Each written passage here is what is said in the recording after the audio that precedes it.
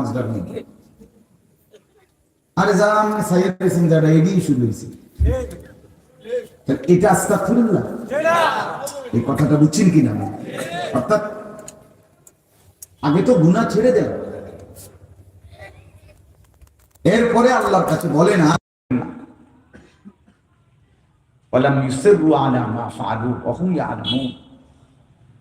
আল্লাহ বলে জেনে বুঝে আর করবা না, ওয়াদা দাও। আল্লাহ বলেন তুমি যদি বলতে পারো আমিও বলবো, বিনিময়ে আমি তোমার সব মাফ করব। উলাইকা জাযাউহুম মাগফিরাতুম মির রাব্বিহিম, আমি পুরা মাফ। তুমি আসবা এক বিগত, আমি আসবো এক হাত। তুমি আসবা এক হাত, আমি আসবো দুই হাত। তুমি আসবা হাঁটতে হাঁটতে, আমি রহমত মাগফিরাত নিয়ে আসবো দৌড়তে দৌড়তে। ইন আতাইতানি লাইলান আতাইতুকা লাইলা, আল্লাহ তাআলা বলে বান্দা তুমি যদি রাতে আসো আমি রাতেই আসবো, তুমি যদি দিনে আসো আমি দিনেই আসবো। তুমি আসবা যখন, আমিও মাগফিরাত নিয়ে আসবো তখন। আও তুমি ওয়াসারিউ ইলা মাগফিরাতিন মির রাব্বিকুম, আল্লাহ তাআলা বলেন আমার বান্দা দ্রুত আসো। সারিউ মানে জলদি করো, আও না বান্দা জলদি আসো, আমি মাফ করে দেব। শর্ত তিনটা। শর্ত কয়টা? এক, গুনাহ ছেড়ে দিতে হবে, আর করবে না ওয়াদা দিতে হবে, লজ্জিত হয়ে মাফ চাইতে হবে, মাতবুরি দেখালে হইতে হবে, অহংকারী ভাব নিয়ে বললে হবে। এই জন্য ইস্তাফতি কালবাক। দেখেন আমি প্রতিদিন বলি, জুমার বয়ান, মাহফিলের বয়ান, আল্লাহ ওয়ালাদের বয়ান, সবকিছুর মধ্যে মূল মাকসাদ আপনার জিন্দেগির মধ্যে আপনি পরিবর্তন হবেন কিনা, আপনি বদলাবেন কিনা, আপনার মানসিকতা চেঞ্জ কিছুটা হলো কিনা, এটা হলো মূল বিষয়। হুজুর জোহরের পরে একজন, আসরের পরে একজন, মাগরিবের পরে একজন, এশার পরে দুইজন, মনে করেন 5 জন হুজুরে ওয়াজ করি, আমনের সিদ্ধান্ত আমি কোনো বিড়িখানা ছাড়তাম, তো হুজুর 5 জন আই নেই কি আর 50 জনের নেই কি? কথা বোঝেন না?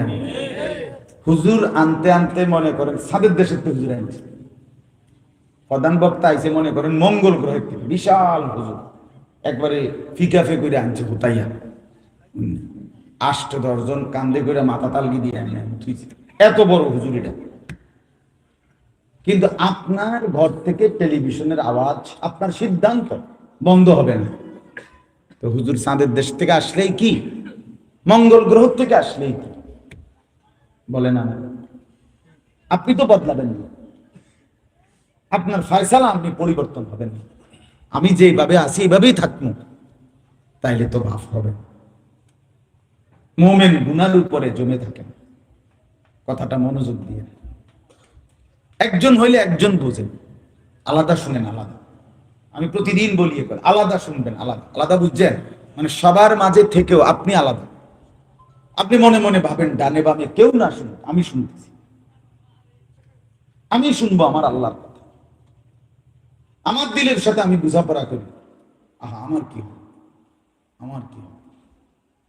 সমস্ত আম্বিয়া কেরাম হাসরের ময়দানে বলবে ইয়া রাব্বি নাফসি নাফসি, ইয়া রাব্বি নাফসি নাফসি।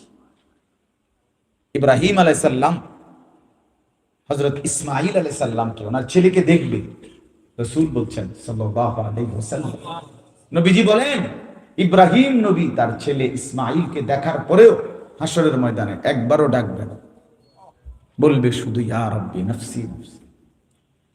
হযরত ইয়াকুব আলাইহিস সালাম 40 বছর একটানা ইউসুফের জন্য কাঁদছে, ওয়াবিয়াদ্দাত আইনাহু মিনাল হুজন, কোরআনের আয়াত। আল্লাহ বলেন ইউসুফের জন্য কাঁদতে কাঁদতে ইয়াকুব নবীর 2 চোখ অন্ধ হয়ে সাদা হয়ে গেছে। আল্লাহ রাসূল সাল্লাল্লাহু আলাইহি ওয়াসাল্লাম বলেন খোদার কসম, সেই হাসরের মাঠে সেই ইয়াকুব নবী ইউসুফকে সামনে দেখেও একবারও পরিচয়ও দিবে না, ডাকবে ইয়া রাব্বি নাফসি নাফসি, ইয়া রাব্বি নাফসি নাফসি, আল্লাহ আমাকে বাঁচান, আমাকে বাঁচান। হযরত মূসা আলাইহিস সালাম ওনার মা ওনার বোন দুইজনকেই দেখবে, বলবে লা আসআলুকা ইয়াউমা উম্মি ওয়ালা উখতি, আল্লাহ আজ আমি মাকে চাই না, বোনকে চাই, বাল আসআলুকা ইয়াউমা নাফসি, বরং আমি আমার নিজেকে বাঁচাইতে চাই। এভাবে এই কারণে বাপ ওয়াল তানজুর, আল্লাহ বলছে ওয়াল তানজুর নাফসুম মা কদ্দামাত লিগাদ, হে ঈমানদার প্রত্যেকেই দেখো, আল্লাহকে ভয় করো এবং দেখো আগামীকাল কিয়ামত আজ তুমি কি পাঠাইছো। কথা বুঝছেন না? আগামীকাল কি? কিয়ামত। আজ তুমি কি পাঠাইছো? মা কদ্দামাত লিগাদিন, গাদিন মানে আগামীকাল, আগামীকালকের জন্য আজ দুনিয়া কি পাঠিয়েছে। তাফসীরের মধ্যে লিখছে আখিরাতের হিসাবে দুনিয়ার প্রথম দিন থেকে কিয়ামতের দিন পর্যন্ত পুরাটা দুনিয়ার সময়টা একদিন। কয়দিন? এই জন্য আমাদের গ্রাম গঞ্জে সব সময় মানুষ কথায় কথায় বলে না যে কাল কিয়ামতের দিন, কাল কিয়ামত কয় না, মানে কালকে। পুরাটা দুনিয়ার সময় আমার হায়াত না, পুরা দুনিয়ার হায়াত এক। আগামীকাল কিয়ামত মা কদ্দাম, রব্বুল আলামিন বলেন বাতাস করে চল, কি পাঠিয়েছো, কি পাঠিয়েছো বান্দা বলো। কোরআনুল কারীমের মধ্যে আছে ইদাস সামাউন ফাতারাত ওয়া ইদাল কাওয়াকিবুন তাসারাত, ইসরাফিল যখন ফু দিবে আমি আল্লাহ আসমান ভেঙ্গে চুরচুর করে ফেলব। কাঁচ যেভাবে ভাঙ্গে এইভাবে আমি আল্লাহ আসমান ভেঙ্গে চুরচুর করে চূর্ণ বিচূর্ণ করে নিচে ফেলবো জমিনের। কল্পনা করেন তো। বা ইদাল কাওয়াকিবুন তাসারাত, তারকারাজি খসে খসে পড়বে। আমার শায়েখ আল্লামা মুফতি মুশতাকুর নবী সাহেব বলেন এই আপনাদের এই যে লাইট, এগুলো এই যে এনে যে কয়টা লাইট জ্বালানো আছে টিউব লাইট, আমরা সবাই এমনি বসা মনে করেন চার্জের জায়গায়, হঠাৎ এগুলো মনে করেন একটা একটা করে ঠাস ঠাস করে ফাড়া শুরু করছে, ধাম ধাম করে ফাইটা যাচ্ছে। এই শুধু এই লাইট কি, আমাদের হালাত কি হবে? কথা বলেন না। এই 10টা লাইটের এরকম ফাটলে যদি আমাদের হালাত এমন হয়, কোটি কোটি তারকা যখন খসে খসে পড়বে, আসমান যখন ভেঙে ভেঙে পড়বে, আপনার আমার দিলের হালাত কি হবে? ইদাল বিহারু ফুজ্জিরাত, আল্লাহ বলেন সাগর নদী পুকুর সর্বত্র পানিগুলো ভীষণ গরম টকবগে উত্তপ্ত গরম হয়ে কিছুক্ষণের মধ্যে শূন্যে শুকায় যাবে, উড়ে যাবে। এরপরে আল্লাহ বলেন আলিমাত নাফসুম মা কদ্দামাত ওয়া আখখার, এই কথাটা বলার জন্য বলতেছি।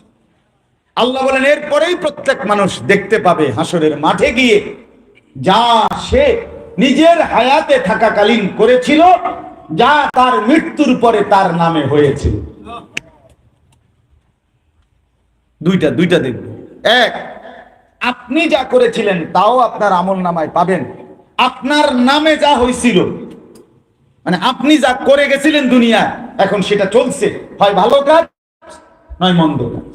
আপনি এই মসজিদটা করে গেছেন অথবা এখানে টাকা দিয়েছেন, এরপরে যত বন্দিগি এটাও আপনার নেকি।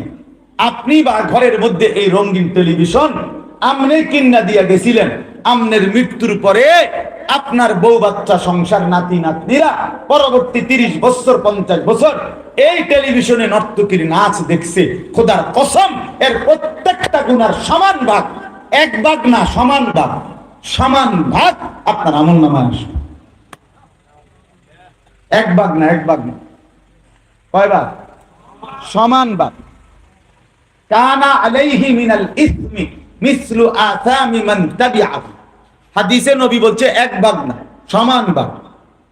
পাপীর যা পাপীর কাজে সহযোগিতাকারী তা, নেককারের যা নেক কাজের সহযোগিতাকারী, যে ব্যবস্থা করছে, যে টেনে দিছে, যে আগায় দিছে, যে সহযোগিতা করছে, যে শুরু করায় দিছে, যে চালু করে দিছে, তারও সমান নাকি।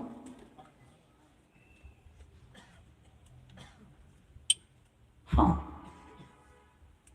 এই জন্য বাপ আমার এই কথাটা আল্লাহ তাআলা একবার দুইবার বলেন।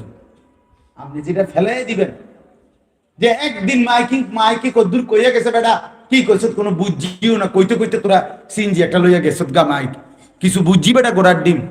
বিষয়টা এমন না, কথা বোঝেন না? পোস্টার দুইয়ান লাগাইছত বেটা, পোস্টার কি সবাই বুঝিনি?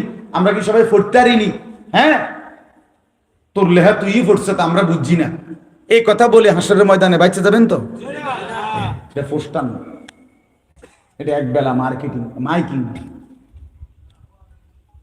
এটা হ্যান্ডবিল না কাকা। কত হাজার বার আপনি কল্পনা করেন আপনার কানে মসজিদের মিনারা থেকে আজান ঢুকছে। হায়াতের এই বছরগুলোতে যার বয়স 30, 40, 50, 60, 70, আপনি বলেন এই পর্যন্ত আপনি কতগুলো লাশ দেখছেন? কত জানাজা আপনি পড়ছেন? কত কবরস্থান আপনি দেখছেন? এত লাশ, এত জানাজা, এত মানুষের মৃত্যু, আপনার কলিজার মধ্যে কোনো নড়াচড়া আনতে পারলো না? একবারও ভাবলেন না? এই জলজ্জান্ত মানুষটা হাঁটতো, চলতো, উঠতো, বসতো, দৌড়তো, ছুটতো, সেই জীবন্ত জলজ্জান্ত ব্যস্ত মানুষটা এভাবে আমার চোখের সামনে একদম নিস্তব্ধ, হাতও নড়ে না, পাও নড়ে না, চোখও মেলে না, কানও ওঠে না। আপনি কি কিছুই বুঝলেন না? কিছুই বুঝলেন, ব্যস্ত শুধু। আর জানাজার মাঠে এসেও জিঙ্গায় খানাটা কোন দিন, খানাটা কোন দিন করবা? আজকে কইয়া লইলে ভালো ছিল না, সবাই কি আর একসাথে খাইবানি? বুঝেন না? খানাটা কইয়া লাও, আজকে কইয়া লাও, খানাটা কোন দিন, 4 দিনের খানাটা কোন দিন, এটা ডেট করে লইলে ভালো ছিল। বেটা মরছে বাবুরে, বেটার সমস্যা, বেটা মরে গেছে, কিন্তু আমাদের তো কোনো অসুবিধা না, আমরা বাতে না খামো। বুঝছেন না কথা? উনি মরে গেছে, খানাটা কইয়া লাও, সবাই আর পাইলাম। আহা, এক মানুষের মৃত্যু আমার জন্য এই তো সবক, যে আমার খানা কোন দিন। মানুষের মৃত্যুতে আমার শিক্ষা হলো এটাই, যে আমার খানা মিলবে কোন দিন, এটা না? কথা এই ছিল, বলেন না? ইনসাফ কি বলে? ইনসাফ ছিল, এই কি ছিল ইনসাফ? আমার কত মানুষ জিজ্ঞাসা করে কত সময়, হুজুর শহরে বন্দর থেকে, ঢাকা ঢুকার থেকে আত্মীয় স্বজন আইলাইছে, আজকে জানাজার দিন, কালকে আবার সবাই যায় বোকা, 3 দিন পরে আবার খানাটা করতে গেলে একটু ঝামেলা হয়, লোকটি আবার আইন ঝামেলা, চাইছিলাম কালকে করে লেতাম খানাটা। আপনি কি করেন? আমি প্রায় বলি, যে আমার জিগা, আমি বলেন চাচা ভাই, আমার খেয়াল আজকে রাইতে যদি কষ্ট করে খানাটা করে লাইতেন, সবচেয়ে উত্তম হয়। ফার্মের মুরগা সারা রাইতে পাওয়া যায়, কথা বোঝেন না? ফার্মের মুরগা তো কি পাওয়া যায়, সারা রাইতে পাওয়া যায়। কষ্ট করে আজকে রাইতে রাইতে যদি খানাটা সেরে, কারণ বলা তো যায় না, আগামীকাল সকাল থেকে যদি একটা লোক মারা যায়, এই বেচারা তো একটা ফার্মের মুরগার একটা টুরকা না খাইয়া মরে গেল, আহা, এ বেটার কলজাটা তো ফাইটটা, কবর ফাইটটা বাইরে বেটা তো একটুরা গোস্ত না খাইয়া মরে গেছে। মানে খানা হইল মেইন জিনিস, খানা। লাশ, মৃত্যু আমাদেরকে এই সবক দেওয়ার কথা ছিল।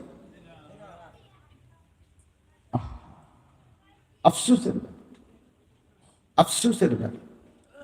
এজন্য বাপ আমার, এতগুলো কথা বললাম, উদ্দেশ্য এই কথা আজকের জন্য না, সব সময়ের জন্য।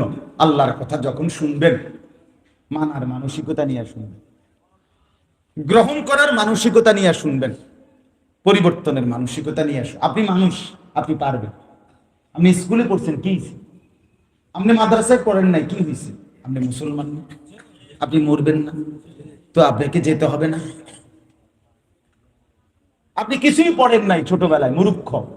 কিতা মূর্খ? আপনি মূর্খ মানে সরে সরে পারেন না, আপনি কোনটা চিনেন না, কথা বলেন না। একজন শিক্ষিত মানুষ যেটারে টাইলস বলে, যে বেটা টিপসই দেয়, এবার এটারে মাটি কয়। মেম্বার সাহেব কন, এটা কি মাটি কয়? বেটা কি কয়? না না না, টাইলস রে একজন মুরুক্ষ একবারে বকলম, নামও দস্তখত দিতে পারে না, কথা বুঝেন নাই। এবড়া মনে করেন শিক্ষিত লোকরা টাইলস রে টাইলস কয়, এবড়া কি মাড়ি কয়, কি কয়? তো এবড়া না বলে মূর্খ। কথা কর না আপনি, কন ইনসাফ কর। এবড়া শিক্ষিত লোকে যেটারে ফাঙ্গাস কয়, এবড়া যেহেতু মূর্খ, এবড়া এটা তেলাপিয়া কয়, কি কয়? অসুবিধা কি তুই? এবড়া এবড়া কি চিনে না, না মানে এবড়া চিনে না কোনটা, কি বেড়া চিনে না, না বেড়ি চিনে না, না রাগ চিনে না, না দিন চিনে না, না হাসি চিনে না, না কান্না চিনে না, না আপেল চিনে না, না মালটা চিনে না, কিতা চিনে না এবড়া। তো আপনি এই সমস্যাটা কি হয়েছে বলেন? আমরা মূর্খ মানুষ, আমরা সাধারণ মানুষ, আমরা গ্রামের মানুষ। হ্যাঁ, আলাপ কে আলাপ নি করেন, এটি আলাপ করেন না। কারো শুনেন এই সমস্ত ফাজিল কথা, চা দোকানের কথা, হাসরের ময়দানের কথা এগুলো, খবরের কথা এগুলো। হ্যাঁ, ছোটবেলায় সংসার বড় আসিল, বুঝিনো, আব্বাই কামে লাগাইয়া দিছে, নইলে কি আর এরকম পড়লাম না হলে নি। আরে বাপ, আরে না না না, আপনি যে একটা পড়ি না, আমরা নাইলে তো উল্টে লেগে নেবে। এই সমস্ত কোন কথা বাস কাজ কিছুই না। আপনাকে আপনার জিন্দগির হিসাব দিতেই হবে। আপনার একটি অক্ষর কোরআন শরীফ ভুল পড়া, আপনাকে এর জন্য জবাবদিহি করতে হবে।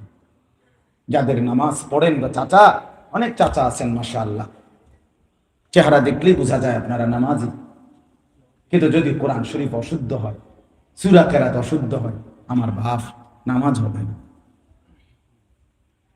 আপনি যত ব্যস্ত, তাই আপনি কিসের ব্যস্ত, কি ব্যস্ত? এই দুগা ভাত মাছ চাল ডাল, এক সেট সোফা, একটা ঘরে এক সেট সোফা, একটা ডাইনিং টেবিল, 6টা চেয়ার, 2টা আলমারি, 3খান খাট, 1 ডজন কাচের প্লেট, 1 ডজন সার কাপ, 4টা নুনের বাড়ি, কোগা লোডা বট না, এই মোটামুটি এই মিল্লা, এই কদ্দুর ব্যবস্থা করছেন। আহা, 60 বছর শেষ, 70 বছর, তাও কোনো আপনি একলা না, ওই ফুতের বিদেশে আছে লগে, ঠিক কিনা বলেন? এতগুলো, এত লম্বা হায়াত শেষ করে দিলেন এতে। 60 বছর টানা শেষ করে দিলেন এ দুনিয়া মিলাইতে গিয়ে। কালকে এক ধনীর বাড়িতে আমি গেছি, অনেক ধনী, অনেক বড় শিল্পপতি, গিয়া দেখি বেড়ার